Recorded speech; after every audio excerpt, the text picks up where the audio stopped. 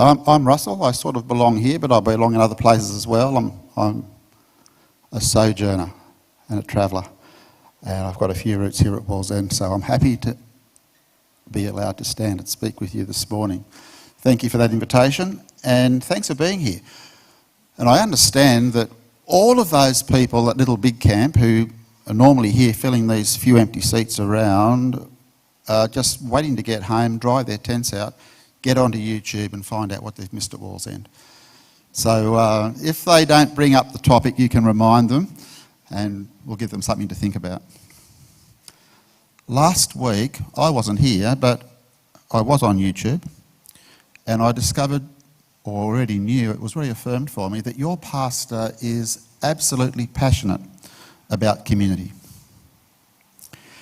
And through the sermon, towards the end, I noticed there was a whole wish list that she presented of things that we might even have on a loop one week, or even through this whole series over a couple of months, and sort of flash behind us there just to remind us, this is what our pastor expects us to be like, or wants us to be like, or would love us to be like. Some of the key words from last week that you can reflect on this morning: being hospitable, meeting people's needs, being available to listen and to be able to share our own concerns, finding ways to support our pastor and to support each other's. I wonder how themes like that work for us.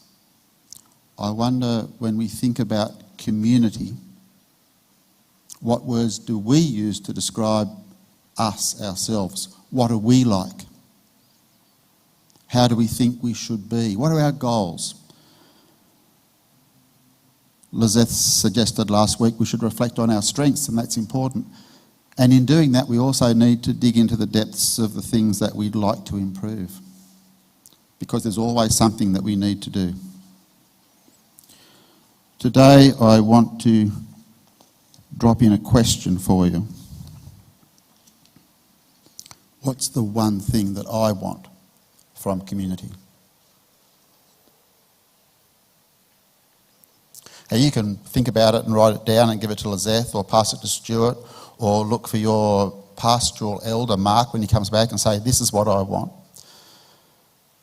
But what I think I'm asking you to do this morning is to reflect on yourself and your ideas and say, what is it that I want from community? Do I feel I absolutely belong, or are there some things that others can do to make me belong? Are there some things I'd like to see happen, but they're not happening yet? Because for every question, there's an answer. For every problem, there is a solution. Today, I want to share a few stories, toss in a few reflections, and provide a few points for thinking about, something to ponder through the week. Here's the key story. I'll call it The Seeker, because that could be us too, or it could be someone we know. The seeker had discovered a new religion, something that had meaning for him, something that provided answers to the questions he had, something that let him think about what the purpose of life was. He had lots of things provided for him. He had some things that were missing, but in finding his new religion, he found a new purpose. And what do you do when you find something new? You try and find out as much as you can about it. And so the seeker sets off on a pilgrimage. It just happens that he lives at the very end of the world, as far away as possible from the centre of things. And so he needs to find out a little more, and he gets a group together, and off they go on a journey, a pilgrimage from the end of the world to the very centre of religious life. When he got there, he had a look around. He went to the big church. The big church right in centre of town, a building that was amazingly beautiful. People who were going about their worship and their daily activities, particularly on Sabbath. He was fascinated by that. But some of the customs, I think he would have been quite confronted by. Having gone on a pilgrimage for a religion that he joined, you would think, oh, I belong here. I'm going to be included. But instead, he's confronted by their customs, their traditions, and he feels, I think, a little excluded. He should have felt a bit excluded because he was. When it's time to go, he buys a book. He probably bought it on the way out because it was a book about church and was written by one of the church leaders. And he takes it with him and off he goes on his journey back from the centre of things to the very edge of things. And with him he's got his book. And while someone else is driving, he's sitting back and he's reading through the book. And he's saying to himself, how can this be? What does this mean? How can I understand what these people are really on about?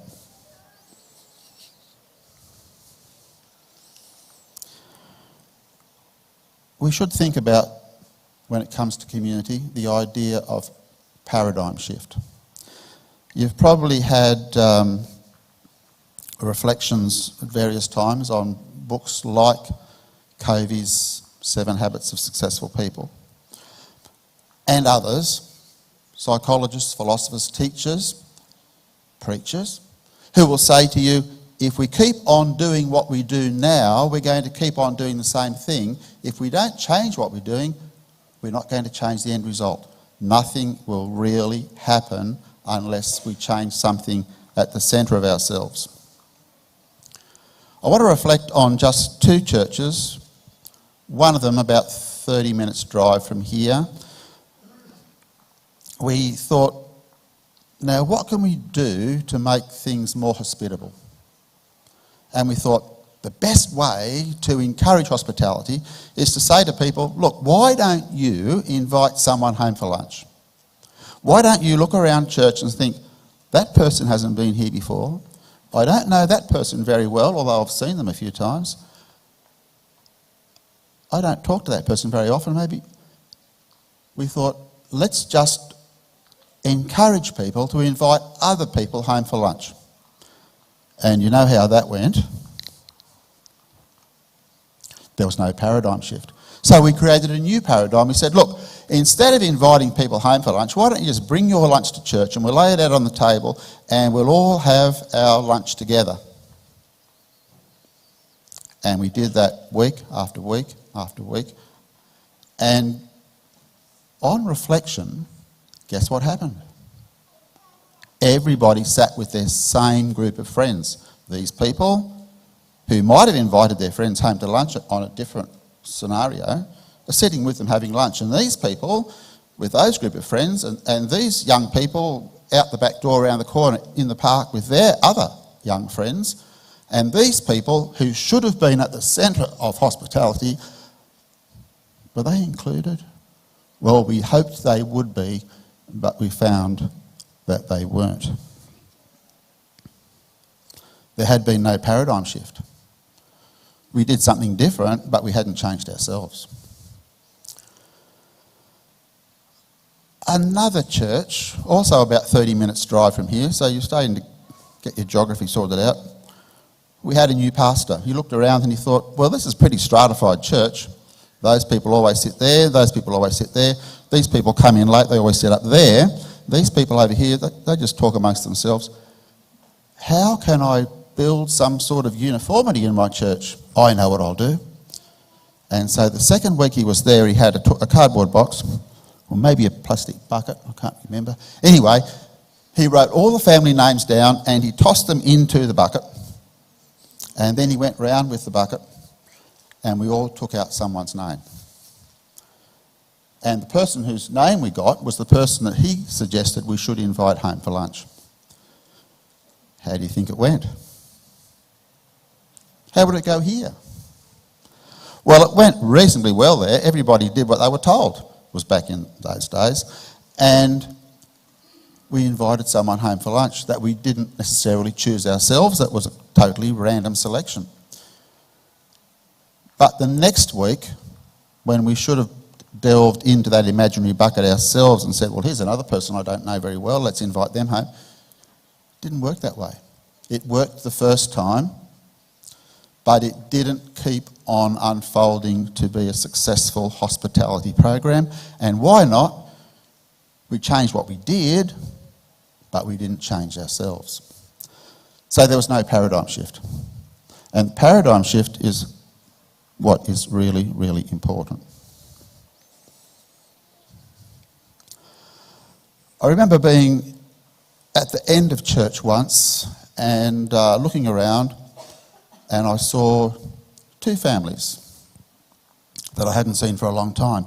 In fact, they had come back to town. They'd been away, they'd joined other churches. They weren't really visitors. This was their home church, or had been their home church, and they were back here again. So before they could get out the front door, around the back, into the car park, disappear and not come back for another 10 years, I wanted to talk to them. And I said to them, how was your day? Was the homecoming something that you really enjoyed? And I got two different answers, which I still haven't resolved. Because both of these families had been members of this church at the same time. Their children had grown up in the same Sabbath school, same Pathfinder, same friends, and they'd come back on the same day with the same congregation, listen to the same sermon. You'd think they'd both have a similar response, but no. One family said, it was so good to be back. We felt really welcomed. It's like we hadn't ever been away. This is still our home church. We love you guys. Awesome, I thought. I could have written the script for that. The other family, though, said, oh, I didn't enjoy it at all. I'm not coming back here again. We thought it'd be different. We thought it would be like it was, but no. Everything's different. The people are different. No one talked to us much. We're just going back to our church. We're not going to come and visit here again. I wonder what the difference was. It seems to me that I need some sort of awareness when I'm looking at community, but others in community need some sort of awareness as well. Most people are busy. So am I. Most people are easily distracted. So am I. Most people are forgetful.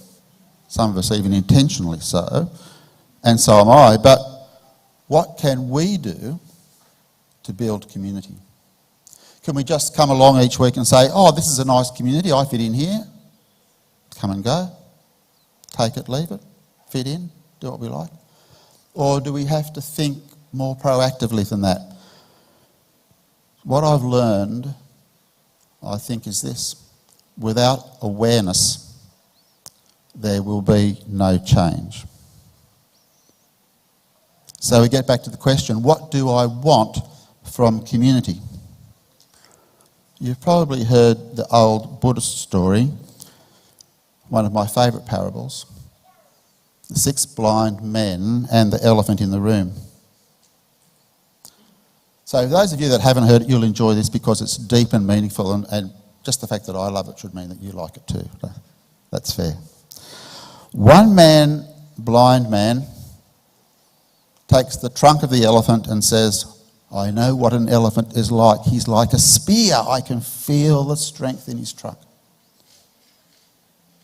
Okay. Another man,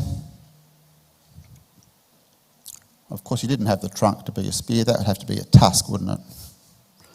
So the first guy grabs the tusk, that's the spear. The second guy gets the trunk and he thinks, no, not a spear, this much softer. Elephant's much more like a snake. Look, it's moving in my hand. The third man reaches down, grabs the leg, and he thinks, hey, this is so like a tree. Look how big and round and strong it is, not even moving. Elephant's like a tree. Next guy's wandered a little bit away, comes back, he reaches up, he grabs the tail and he says, hey, no, you guys haven't got it at all. feel here the elephant is just like a rope.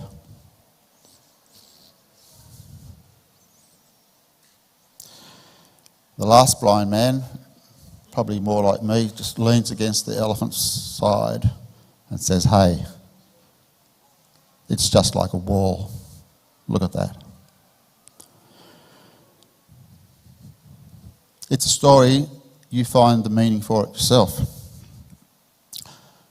But this is what I find. It's a question. How blind am I? Or in community, how blind are we? And when we ask about what community is, I think it's a bit like the blind men confronted by the elephant. We're going to get a range of answers. Someone might say, hey, community is acknowledging the same set of fundamental beliefs and doctrines, and when we all agree on those things, we have created community. Someone else might say, no. I really enjoy praise time. And I think community is being together and worshipping together. Well, a third person, much more sensitive, might say, hey, no. Community is about sharing burdens and listening to people. And the person who loves being social and interacting with others will say, no. Community is about the fun times. It's about sharing things like food and games and time together. That's community. And someone will always toss in at the end, community is more about looking outside ourselves. It's about reaching out to others. And still others will say, no. Community is about what we have inside the walls. It's about creating and maintaining safe spaces. Look at these valuable people we have with us, our little children, our families. Safety, that's what community is about. Like the blind men in the parable who are confronted by the elephant, when we're confronted by ideas about community, sometimes we're right a little bit, sometimes we're wrong a little bit. Sometimes we're both right and wrong. So what is community really all about? Here are 4 words: dialogue, understanding, awareness, belonging.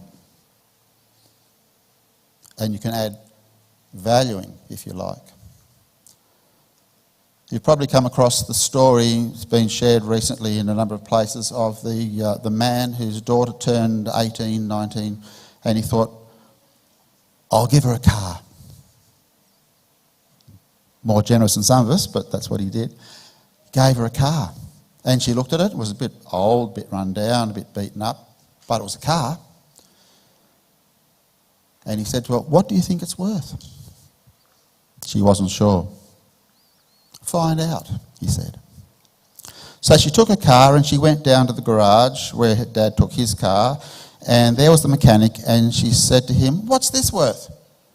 And he lifted the bonnet and he had a look around and he prodded a few things, kicked a few tyres, rubbed his hands on an oily rag. Not a lot, a couple $100, there's a lot of work to be done. Went back to Dad. Well, you should take it somewhere else. So she took it to a showroom. There were lots of shiny cars there, much shinier than hers. The guy came out. He thought she was going to buy a car, but she really wanted to know what hers was worth. And so he talked to her about what it would be worth, and he thought, well, if you buy one of these, this top-of-the-line model with all these bits and pieces and gadgets and computers, it's worth this much. But if you want to buy this one over here, which is not quite as flash or as expensive, then it's worth this much. Oh, okay. So she goes back and Dad says, what did you find out? Well, she said, I'm not really sure. It seems to be worth different things to different people. One more place to go, Dad said. Take it down to the field day in the park. Car Club's got a bit of a show on. Go and see what they think. So down she goes. The guys are there, they've got all their cars on show, they've been rubbed up beautiful. You know what it's like when you go to a car show. Don't touch, you might leave a fingerprint. These cars were amazing, and there's hers, a bit beaten up, a bit dusty, just in the car park there. Managed to attract the attention of one guy who came over and said, "Wow, look what you've got. That is worth a fortune." It turned out that it was a certain model of a certain make, of a certain size and a certain age that was just the thing, very rare, that was worth having and keeping and restoring. So when she got back to Dad, I think he said something like, "Lesson learned." What is the value of anything? It's a bit like the value of a person. We were on holidays. We were in New York, which tells you how fortunate we were at the time. And we went to church twice. I think the first Sabbath we spent in Central Park. The second Sabbath we spent in the upper east side. And the third Sabbath we spent in Hell's Kitchen in the middle west side of Manhattan. When we went to the church in the east side, it was absolutely full. We managed to come in, we got a bulletin, we squeezed into a seat. Everybody was extremely well dressed, suits, coats, ties, shiny shoes. The service was really good, good music. The speaker was someone from the General Conference, incredible, well worth listening to. At the end, we went back out in the foyer, walked back onto the street, headed back to our hotel.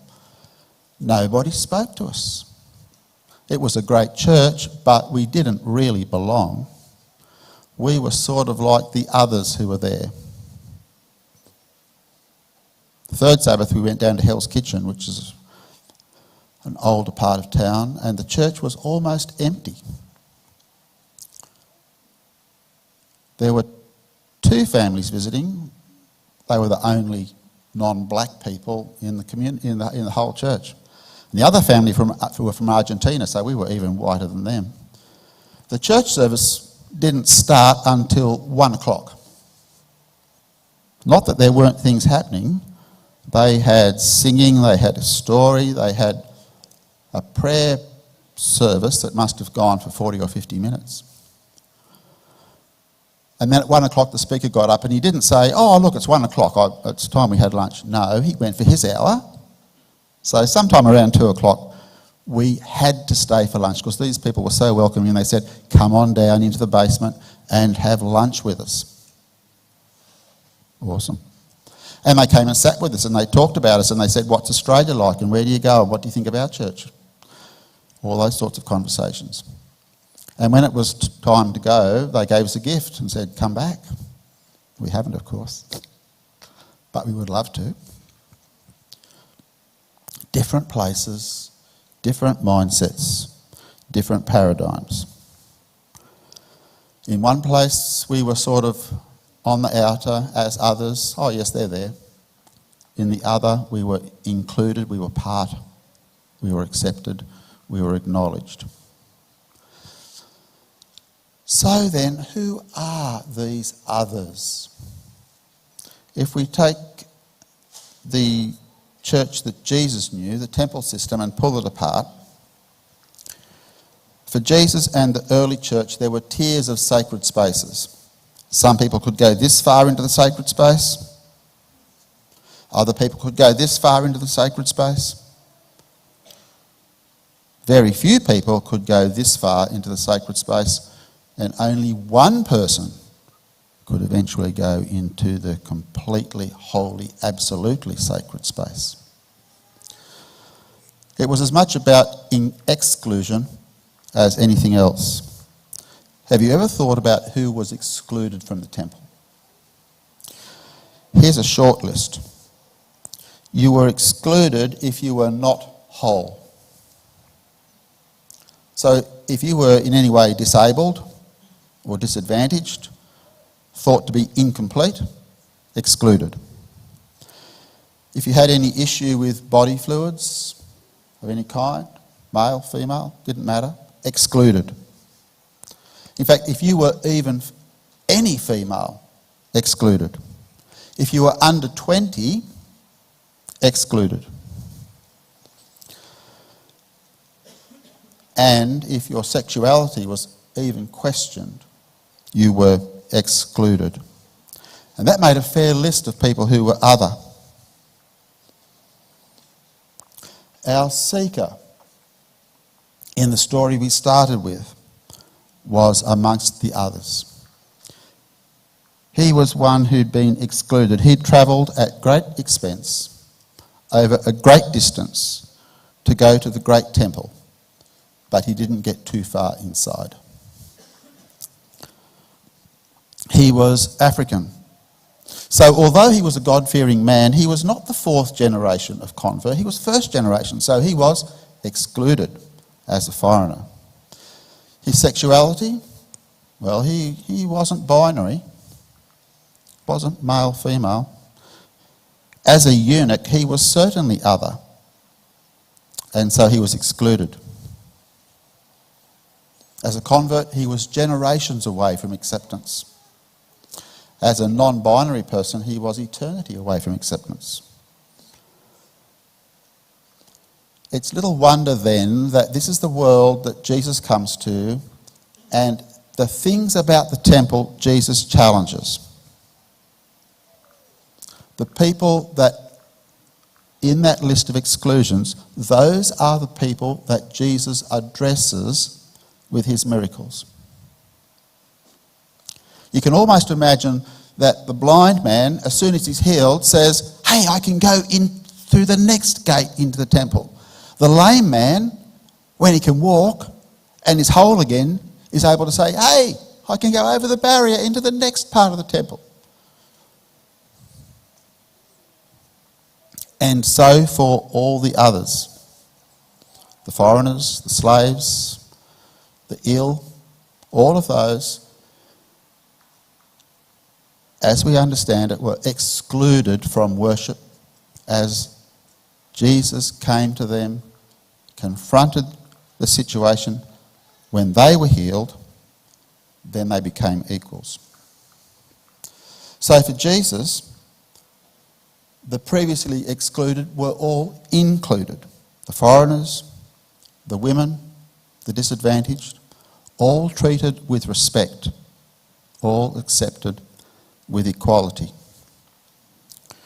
Here's Isaiah 56, verse 1 and then verse 8.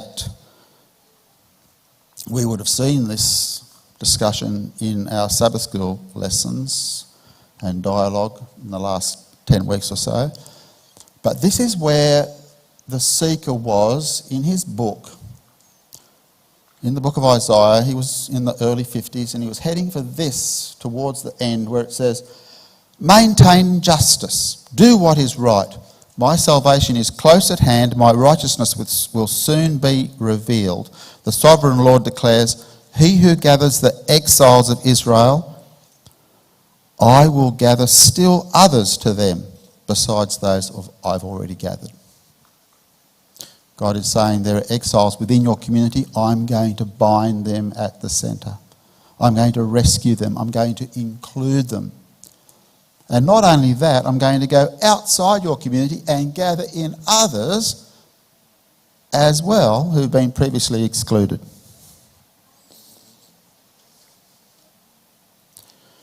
So what is Philip and the eunuch as a story? What does it have for its themes? It could be mission. It could be hearing and responding to the Spirit. It could be about teaching Scripture. Well, it's about all of those things, isn't it? And they're the things we usually focus on, but it's about more than that. The Jews and many other people who lived nearby believed that you could be healed with water.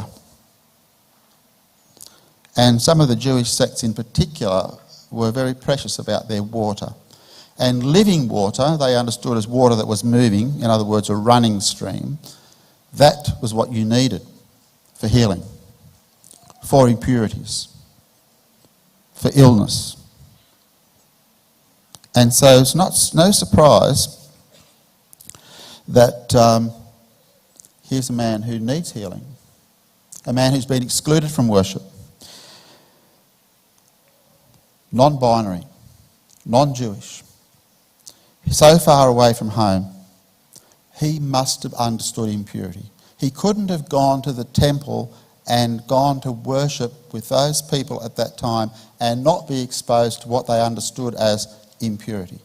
So when it comes to the point, his question rings out. There's water? Am I still to be excluded? Is this the way for me to be included? The story talks about baptism, but it's not really about just baptism. It's about inclusion, because that's what baptism stands for. The man who was excluded for many reasons, Philip takes him to the living water, to the running stream, and says, now, baptised into Jesus, you are forever included. Philip doesn't hesitate. The fascinating thing for me about this story is not where the Ethiopian came from, way at the end of the known world. It's not where he went to the very centre of the religious world in Jerusalem, onto the Temple Mount. It's not that Philip got there by miraculous means. This man was the first Gentile convert to Christianity. And the way stories are told, firsts are important. So the first convert is not some looked up to, affluent, rich, influential, fitting in with everybody person. It's a person who is completely different. A person confronted by his colour, confronted by his sexuality, confronted by his distance from home, or from the temple, from the promised land. So in a sense, in baptising the first Gentile convert, Philip is saying there is no longer any impurity. There is no gender preference, there is no colour code, there is no social tier, there is no exclusion. There is no reason for exclusion. And what about us? We can look at those who were the gatekeepers of the temple 2 millennia ago, and we know now that times are different. We don't have a stone, as they did, Barry here, that says, if you cross over this line, you will be killed. Here in the temple, by us, they did. The eunuch had seen that stone. He'd stood by it. He knew that it was real. But this story in Acts chapter 8 requires some reflection from us, because we should be able to answer questions like, who is it that we exclude from our community? Or what do we do that demonstrates we understand inclusion? Or who are the others in our community or our town that might not be feeling as comfortable as we do when they come here? How do we respond to issues of gender or race or status? How do our judgments of other people play out in our community? How do we acknowledge equality in the way the gospel asserts all are equal? Nothing we are and nothing we have makes us more acceptable. And nothing we are makes us less included. That should be our church. Is it? We need to think about these things very carefully. I'll come back to the question, that we started with, and that is, what one thing do I want from my church community? Now for me, it's a sense of belonging. It's a sense of inclusion. It's being valued, it's acknowledgement. But for others, it might be something else. What is it that you want? We need to find a way to give voice to the things that we want in community. And not just say to our pastor, oh, what are you doing for us this time? Or after the board meeting say, what have they decided they're going to do for us? We all have a voice, and we should all be saying, this is what I want from my community. And I'm prepared to do what I can to make it work. And I know there might be a paradigm shift involved, and I know that's not always comfortable, but I'm ready. So together, we think about the paradigm we have and the paradigm that we want. And then together we can build. We can build a new, a vibrant, a meaningful, and an inclusive community. Isn't that what we all want? Let's just pray together.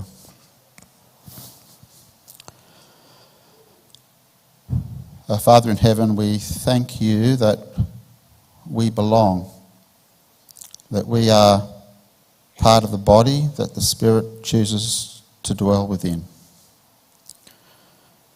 As we think this Sabbath and beyond about what community means for us, we ask for your help to voice our needs and our wants, and your help when we build a bigger, better, more meaningful, more relevant, more inclusive community.